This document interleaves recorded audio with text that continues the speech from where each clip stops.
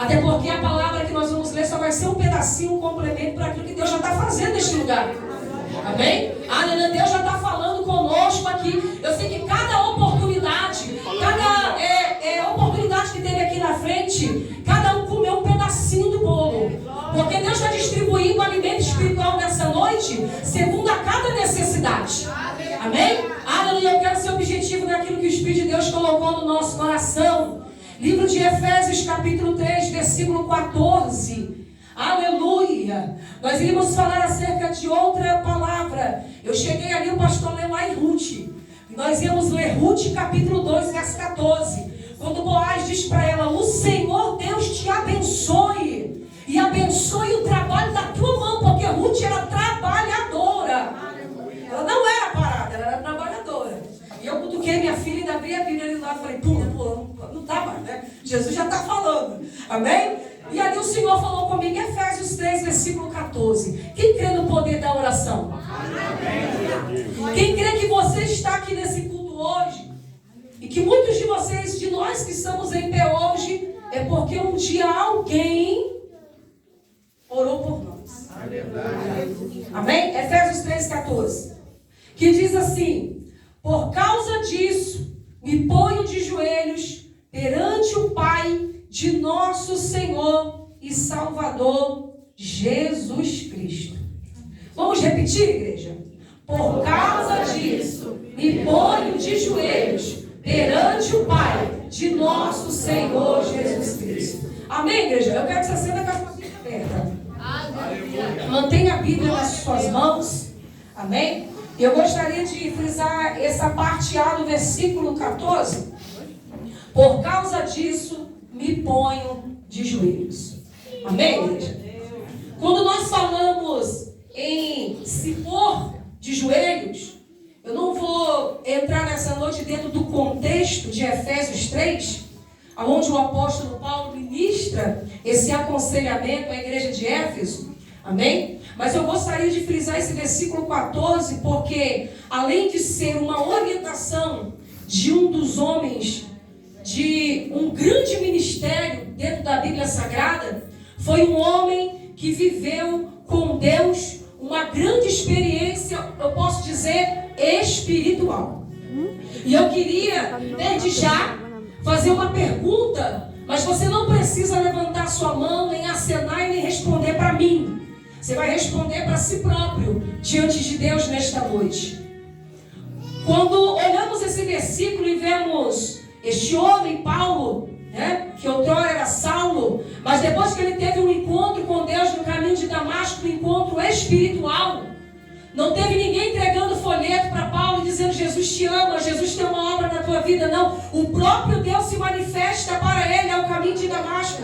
O próprio Deus vai descrever o ministério, o chamado e o desígnio, ou seja, tem uma conexão espiritual de uma grande e extensa dimensão. Era algo que o próprio Paulo, na sua natureza humana, ele não ia poder explicar, entender e compreender. Ele precisava aceitar aquilo que Deus estava pondo sobre a vida dele.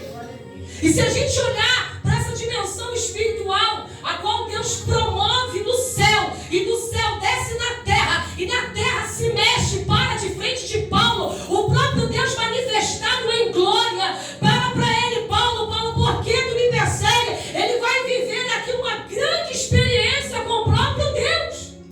Aleluia. E esse homem que tem um chamado lindo e um ministério de grande extensão, esse homem que vai dizer: por causa disso, eu me ponho de joelhos. Eu me ponho de joelhos por quê? Porque se nós olharmos mediante a Bíblia Sagrada, só pode falar de experiência quem tem joelho no chão, querido. Só pode falar de amadurecimento quem tem joelho no chão. Só pode responder para alguém que muitas das vezes estende o dedo para nós e diz assim: como é que você sobreviveu a esse impacto impetuoso? Alguém que às vezes estende o dedo para nós e diz assim: como é que tu está vivo até o dia de hoje? Só consegue responder a tal pergunta: como é que você sobreviveu à dimensão e à extensão desse mar e conseguiu passar para o outro lado ainda respirando e vivo? Só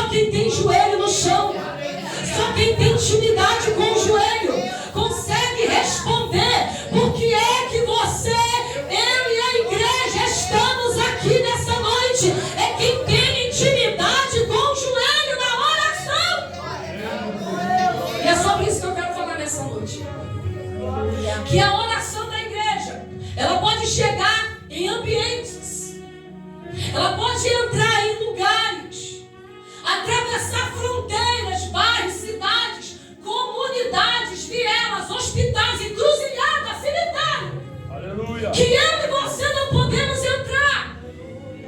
Corações de pessoas, vidas de pessoas, que muitas das vezes alguém olha e diz assim, não tem mais jeito.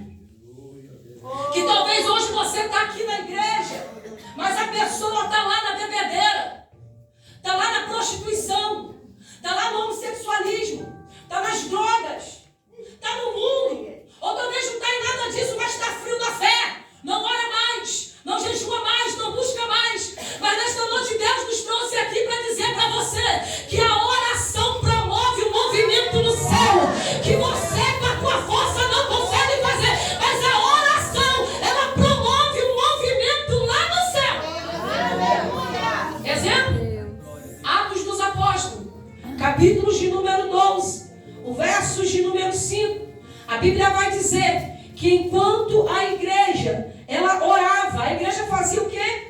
Contínua oração, a igreja orava. E enquanto a igreja estava orando, aleluia, as prisões foram abertas. Versículo 5, a palavra de Deus vai dizer, porquanto Pedro era guardado na prisão, porém a igreja fazia oração sem cessar por ele e a Deus. Olha o poder do joelho, olha o poder da oração, Paulo. Ou seja, Pedro estava preso, guardado por uma guarnição de soldados, amarrado pé e mão.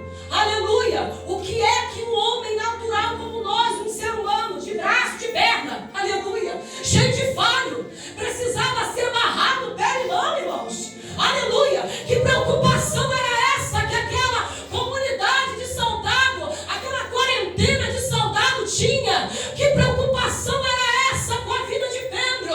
Que esse homem precisava ficar amarrado pé e mão. Aleluia! A preocupação não era física, a preocupação é porque aqui tinha um homem que quando dobrava o joelho e abria a boca, o céu começava a se movimentar. Porque o que faz a diferença na vida da igreja, aleluia, não é bens materiais, irmãos, mas é a presença do Todo-Poderoso. Só que quando Pedro, pastor da igreja, foi preso, ainda havia um grupo de pessoas que por essa causa se colocava de joelho. Versículo 5, ele estava lá preso, mas a igreja fazia contínua, ou em outras palavras, oravam sem cessar por ele a Deus. E aí, quando a gente vai olhar na Bíblia Sagrada, a gente vai entender que a ferramenta chamada oração, ela é um dos instrumentos que, segundo a Bíblia Sagrada, ela já é trabalhada desde o começo da Bíblia. Aonde, Flávia? No livro do Êxodo, capítulo de número 3, a partir do versículo de número 7, você confere aí com a sua Bíblia. Se eu não estou enganada, a Bíblia vai dizer que o povo clamou a Deus, aleluia. E quando o povo clama a Deus ali, a Bíblia vai falar, aleluia, que quando eles começam a clamar ao Senhor, a Bíblia vai dizer que Deus, ele vê. Flávia, Deus, ele vê o quê? Ele vê a aflição que aquele povo estava vivenciando. Êxodo capítulo 3, o versículo de número 6. Aleluia! A Bíblia vai dizer aí, versículo 6 não, irmãos, versículo de número 7. A Bíblia vai falar assim: e o Senhor disse, certamente eu vi o quê? A aflição do meu povo. Olha a ferramenta da oração, desde o começo da Bíblia, movendo o céu, desfazendo o decreto, quebrando cadeias, cortando laço, desprendendo quem estava preso, tirando da opressão aquele que estava oprimindo, ouvindo o choro daquele que chora, porque o sofrimento aqui desse povo era um sofrimento físico, era um sofrimento na carne, era um sofrimento no corpo. E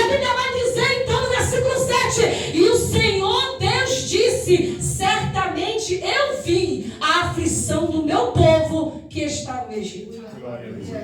Primeiro, versículo 7, 8 e 9. Por esta causa me ponho de joelhos. E quando o povo clama, aqui no Êxodo, capítulo de número 3, o versículo 7 diz que Deus vê. Versículo de número 8, quando Deus vê a aflição daquele povo, Ele vai dizer assim: eu vi a aflição do meu povo. E eu quero fazer uma pausa aqui nessa noite, fechar o parênteses e dizer que quem entrou aqui hoje, se não entrou aqui por um acaso, não foi só porque alguém falou, vamos lá, porque o trabalho lá é bom, porque lá Deus opera. Não, você está aqui porque Deus viu. Aleluia. Você sabe por que você está aqui? Porque Deus viu. Ele viu lá e Ele está te vendo aqui nessa noite. E quando eu estava sentado ali, aleluia, o Espírito de Deus, Ele bradou no meu coração e Ele disse: serva minha, tu consegue contemplar e ver que debaixo desse teto existe uma dimensão espiritual diferente nessa noite. E você vai conseguir ter discernimento do que eu estou fazendo aqui nesse lugar hoje. Aqueles que estiverem ligados no meu espírito, porque é uma batalha que hoje travada é diferente. Aleluia! E o Senhor está dizendo assim: olha, eu vi o clamor do meu povo, a aflição do meu povo. E nessa noite eu quero dizer para você, mediante esta palavra, que não mente, que não volta atrás vazia, que sabe o endereço para onde ela está indo nessa noite, que o que Ele fala não cai por terra, o que Ele promete passa os céus e a terra, mas vai se cumprir, seja bom ou seja mal, vai se cumprir. Aleluia! Ele está aqui no nosso meio nessa noite e Ele está dizendo: eu te vi aonde, Flávia? Te vi no caminho vindo para a igreja, te vi lá no trabalho antes de sair para vir para a igreja, te vi lá naquele volante daquele automóvel, conversando comigo antes de vir para a igreja, te vi hoje dentro de casa, conversando comigo antes de vir para a igreja.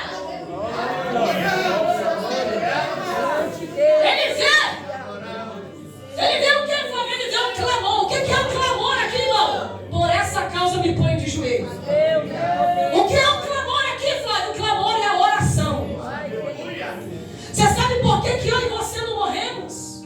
Você sabe por que Satanás, ele tem uma fúria muito grande na minha vida e na tua vida? Porque se ele pudesse se materializar, porque se eu perguntasse para alguém aqui hoje, você já viu Satanás na tua frente? Alguém vai dizer: sangue de Jesus tem poder, irmão Flávia, que é isso? Mas, irmãos, o diabo é tão astuto, ele é tão maligno, que tem gente aqui que ele já se materializou para você, porque a vontade dele na minha vida e na tua vida era nos destruir. Mas sabe por que ele não faz isso? Você sabe por que ele não consegue nos tocar? Porque a Bíblia fala que ao nosso redor o Senhor colocou anjos com espada de fogo na mão. Por que, Flávia? Porque tem alguém de joelho orando pela minha vida, pela minha casa, pela minha família. Porque tem alguém que intercede por você de madrugada. Porque tem alguém orando pela tua vida. Porque tem alguém chorando pela tua casa. Aqui tinha alguém clamando: Senhor, lembra de nós. Aqui tinha alguém dizendo, Êxodo 3, tinha alguém dizendo: Senhor, nós pecamos, nós erramos, nos desviamos da tua presença, largamos o chamado, deixamos de fazer a tua vontade, desobedecemos o mandamento, andamos segundo o nosso coração, vamos fazer a vontade da nossa carne. A gente é a tua nação, mas a gente quis se misturar, a gente quis ser igual aos outros, e aí agora Faraó colocou um jugo pesado entre a gente. Mas olha aqui, Pai, hoje eu estou me humilhando, olha para a nossa aflição, o nosso corpo não aguenta mais, a nossa alma não aguenta mais, e começaram a clamar. E você vê um clamor lindo que sobe ao trono de Deus. É um clamor que é envolvido com lágrimas de arrependimento, com lágrimas de confissão, com lágrimas de reconhecimento, com lágrimas de humilhação. E aí a Bíblia vai dizer que Deus, quando eu leio esse texto, eu imagino que Deus estava assim, ó. Deus, querido. Vou dar lá e Deus está assim, ó. Mas quando eu leio esse texto, e ouso dizer aqui certamente, diferente, eu vi. É porque teve alguém ali no meio daquele grupo que chorou diferente. Que o quebrantar do coração foi diferente. Que o se derramar foi diferente. E quando há um derramamento de coração na presença de Deus, e buscar-me-eis e me achareis, diz o Senhor. Quando me buscar com todo o teu coração e com toda a tua alma, aí Flávia, você vai me perguntar o que acontece. Primeiro, Deus vê. Segundo, Deus desce. Que isso, Flávia? Deus desce, desce. Aleluia. Exemplo disso é o que Ele já está fazendo aqui no nosso meio nessa noite. Exemplo disso é que em nós, em nosso meio, há uma atmosfera espiritual diferente. Tanto é que a queda de luz não foi física. A queda de luz foi espiritual. E quando a queda de luz caiu, eu falei: epa, Jeová, eu já vivi um negócio desse. O Senhor já fez a gente viver uma experiência como essa, dentro da igreja antiga que a gente congregava, no trabalho de libertação. O diabo manifestado no corpo de uma mulher, magrinha, magrinha, magrinha, né? Que a gente dizia assim: qualquer irmã segura. Mas foi mais de 10 irmãs para segurar aquela irmã magrinha. E o diabo falava na boca dela assim: você quer ver? Eu vou botar a mão na fiação elétrica da rua e vai parar a luz desse bairro todo. E parou. E aí você vai dizer assim: Flávia, que é isso? O diabo tem poder? Ele não tem poder, ele tem força. E quando ocorreu aquele apagão dentro da igreja, e não foi um tal de um da glória, um da aleluia, ou do sangue de Jesus tem poder, quem estava desligado começou a ligar, mas Deus permitiu para quê? Para acordar a igreja e entender que aquele lugar é lugar de guerra. E aí quem está ligado não precisa esperar a luz apagar para entender que aquele que manda, aquele que comanda, aquele que está no controle de todas as coisas, ele está no comando da obra e a obra é dele. Mas Deus permite um negócio assim que nem esse, para a gente entender que o ambiente é dele, a glória é dele, o controle é dele, e é ele quem trabalha. E quando aquele povo começa a clamar, Deus vê, e depois de Deus ver, fala: o que Deus faz? Deus desce. Quando eu li aqui no versículo 8, porque eu conheço o sofrimento deste povo, versículo 7 no final. E aí o versículo 8 vai começar assim, ó: e eu desci, eita Jesus, eu desci para libertá-los da mão do Egito, e para dar, olha a promessa, e para dar uma terra que manda leite e mel, terra boa, terra grande. E aí Deus vai descrever a origem da bênção. Mas antes Deus vai dizer assim, ó: eu desci para libertar. E aqui eu já entendo outra coisa. Mediante o que Deus está fazendo aqui no nosso meio nessa noite, Ele não vai descer, querido. Ele já está na casa. Aqui Ele desceu porque alguém gritou: socorro, Senhor. Eu já não aguento mais. Socorro, Senhor.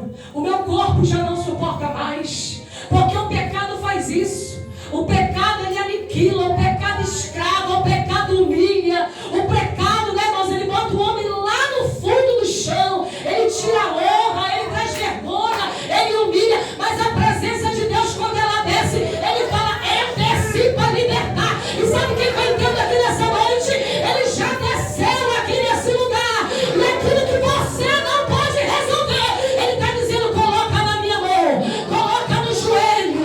Coloca na oração. Porque sou eu quem vou libertar. Ele desce. Mas Ele desce para fazer o que, Flávia? Libertação. E eu quero aqui dizer para você nessa noite que, se você crer, a presença de Deus, ela desceu aqui neste lugar. Ela paira aqui neste lugar. E ela permanece aqui nesta casa, que é a igreja. Mas você e eu estamos sendo cobertos por essa presença que desce. Aleluia! Mas essa presença que desce, ela vai lá dentro da tua casa hoje. Ela vai lá na tua família. Ela vai lá no teu irmão. Ela vai lá na tua irmã. Ela vai lá no teu marido. Ela vai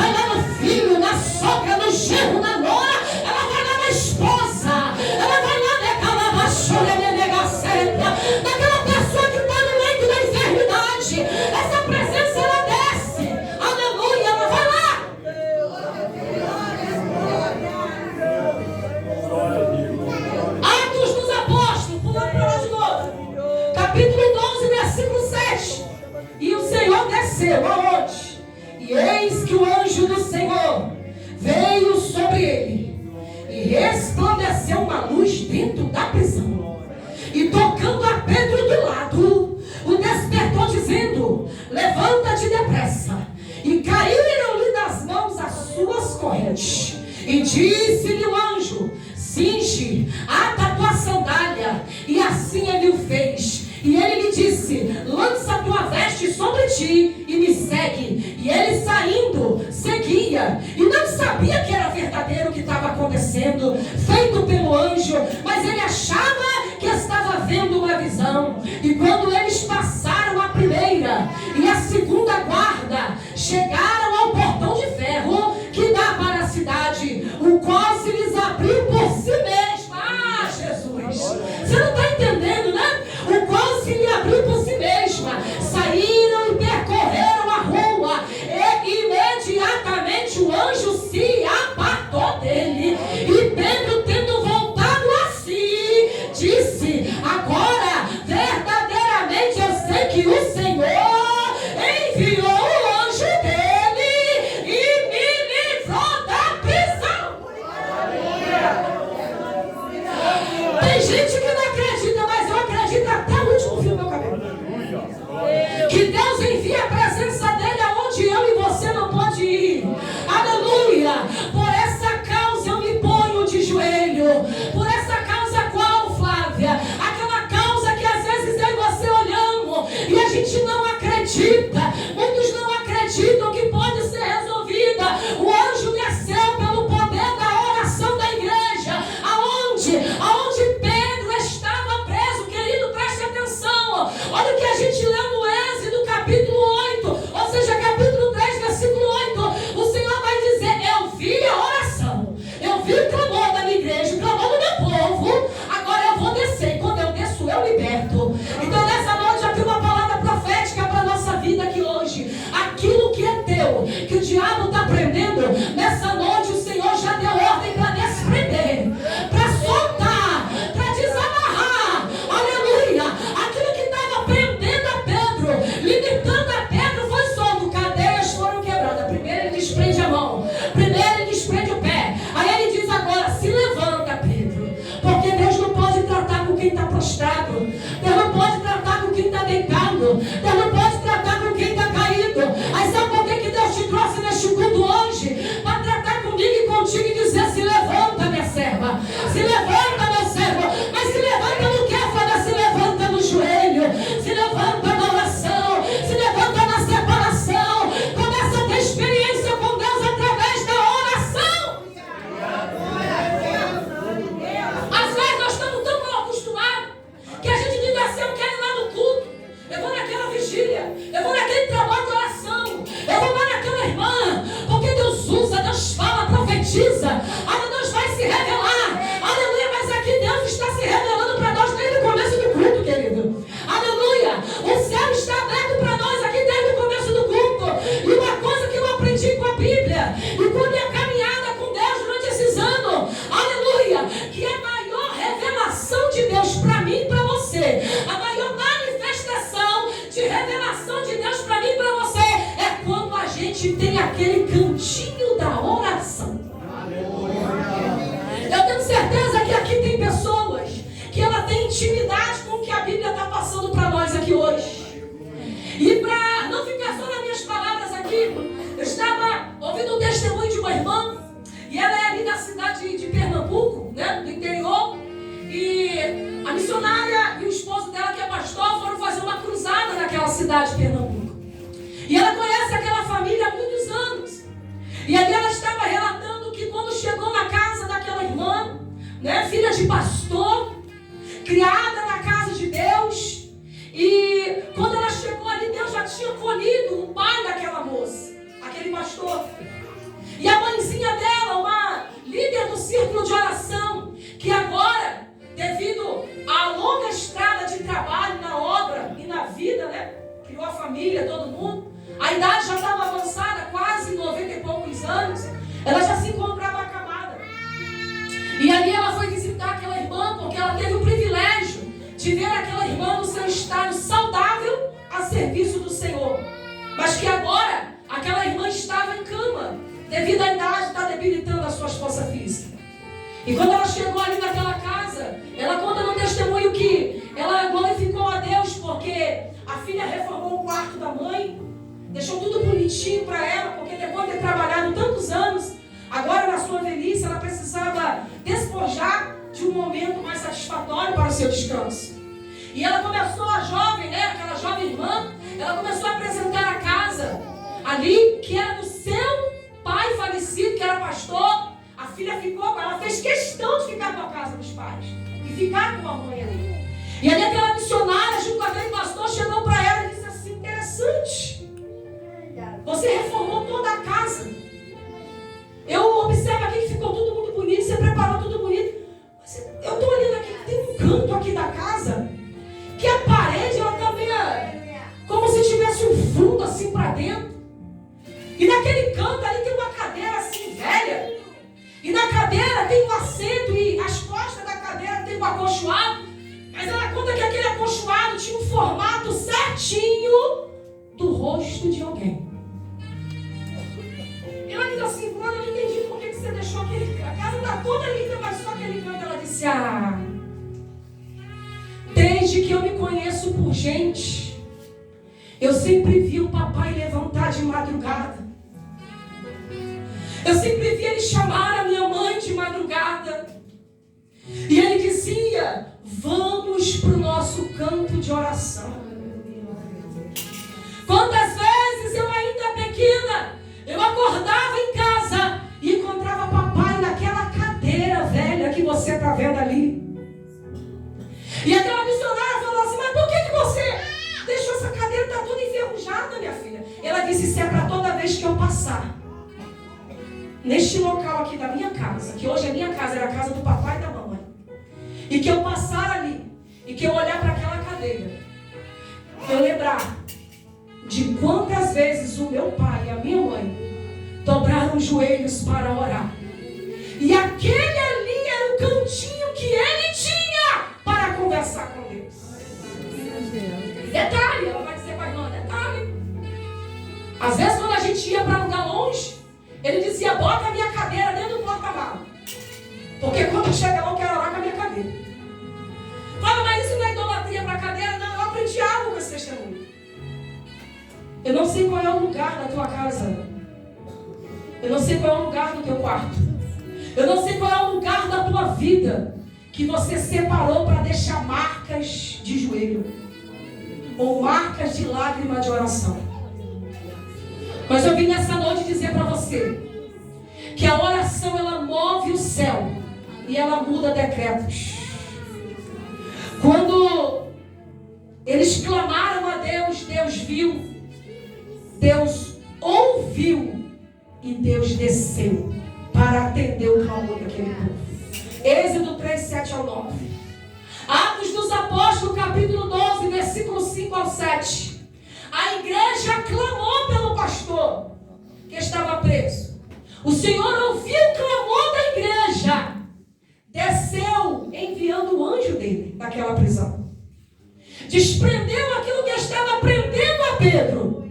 Aleluia! E quando Pedro bate lá na porta, os irmãos estavam o quê, Flávia? E eles estavam reunidos. E quando Pedro bateu a porta do pátio, uma jovem chamada Rod saiu a escutar. E reconhecendo que era a voz de Pedro, ela não abriu a porta. De tanta, a menina ficou tão alegre. Já viu quando você está na fila da promessa, da espera? Mas é tantos anos esperando. É tantos anos esperando. Mas é tantos anos, irmã Fábio. É tanta noite sem dormir, é tanta lágrima, é tanto porquês, é tanto questionamento, que a gente não sabe, né, responder a tanto porquê da situação que está tão triste, tão difícil.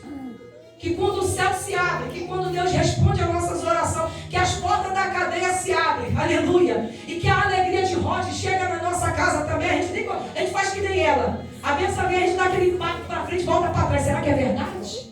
Aleluia. Mas Deus está dizendo que a presença dele hoje, através da oração, ela vai trazer a alegria de volta para o teu coração. Porque quando o culto estava acontecendo, o Espírito de Deus falou no meu coração desta maneira. Tem pessoas aqui que há muito tempo não tem sentido a alegria do meu espírito, Flávia. Tem pessoas aqui que aparentemente está bem vestido, bem vestida, tem uma aparência muito boa, muito bonita até. Mas se você contemplar o coração, alguma coisa tem tirado a alegria dela, tem tirado a alegria dele. Mas foi cantado aqui nesse hinos que Deus tem o tempo para mudar a história. E nesta noite, eu só vim trazer para você, mediante a palavra de Deus, mais um reforço daquilo que Deus já tem falado para você nessa noite. Através da adoração e do louvor, se esforça um pouco mais, se separa um pouco mais, se jejua um pouco mais, ora mais, busca mais. Aleluia. Mas não ore sem vigiar. Primeiro vigia, depois você ora. Aleluia. Fica na vigilância, mas fica na vigilância em oração. Porque quando a gente ora, aleluia, cadeias são quebradas. E a alegria, através da resposta da oração, ela chega. E disseram para a menina: tu está louca. Mas ela dizia continuamente: é Pedro. Mas Pedro continuava batendo a porta e acenando-lhes ele com a mão, para que se calassem. Ele declarou como que o Senhor o havia tirado da prisão. Preste atenção nessa noite que eu vou dizer para você. Às vezes a gente pede a Deus em oração por alguém, e diz assim: Senhor, vai lá, tira fulano que está preso na prisão disso ou daquilo. Mas muitas das vezes somos nós que precisamos ser despresos de alguma coisa. Somos nós que estamos precisando ser libertos de alguma coisa que está prendendo a nossa fé, que está prendendo a nossa coragem, que está prendendo, tentando impor. Porque preste atenção, o medo, a adversidade, ela coloca, impõe, muitas das vezes ela impõe sobre nós limite, medo, tristeza, insegurança e até um afastamento da presença de Deus.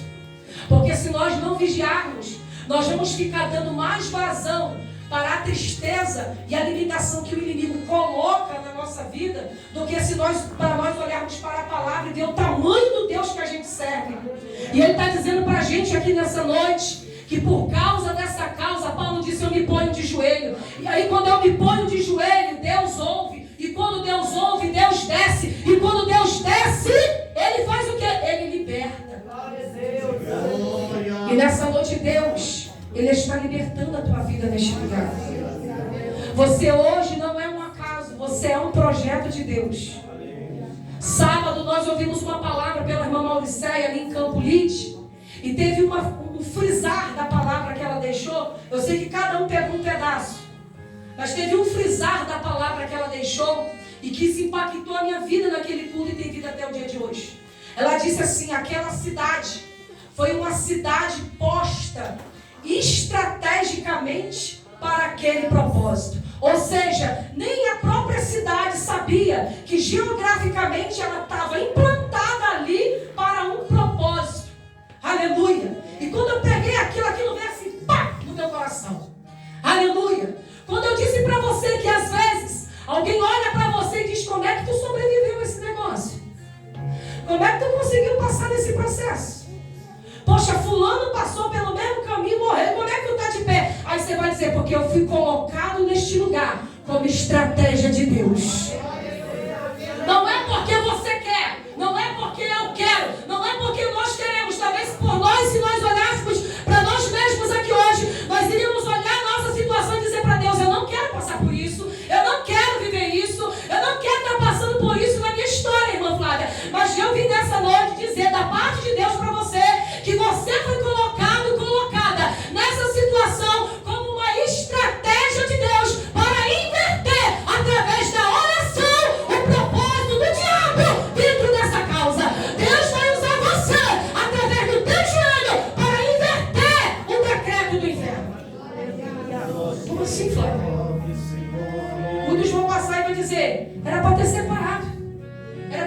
divorciado. Mas por que não aconteceu a destruição? Porque por essa causa você está de joelho. Por que o filho não morreu? Por que não desceu a sepultura? Você vai dizer, por essa causa eu estou de joelho. Por que a área sentimental dela, a área sentimental dele vai ficar com essa vida? Por que você está aí desse jeito? Você vai dizer, porque por essa causa eu estou de joelho. O ministério, a saúde, a vida espiritual, você vai dizer, por essa causa eu estou de joelho. Aleluia. E que o Espírito Santo de Deus, ele venha falar mais ao teu coração. Que nós possamos sair deste culto nesta noite com a alavanca da nossa vida espiritual levantada na oração.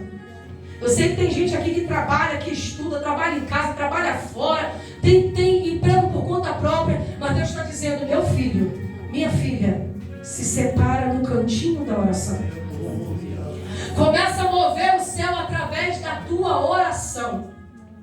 E você vai ver como é que vai ter uma diferença dentro da tua casa, na tua vida. Flávio, eu não vou passar mais por luta, então não vai ter mais enfermidade, vai ficar mil maravilhas. Não, se prepara. Viu o apagão que deu aqui hoje? É isso que acontece. Porque você sai de uma dimensão física e entra numa espiritual. Mas quem te garante aqui nessa noite é o Todo-Poderoso. Ele está dizendo, quando você dobrar o joelho para a causa, eu vou descer para pelejar por você. Você vai descer na minha presença do joelho e eu vou descer para guerrear ao teu favor. Você desce no joelho e ele desce ao teu favor. Amém? Eu agradeço a oportunidade em nome de Jesus.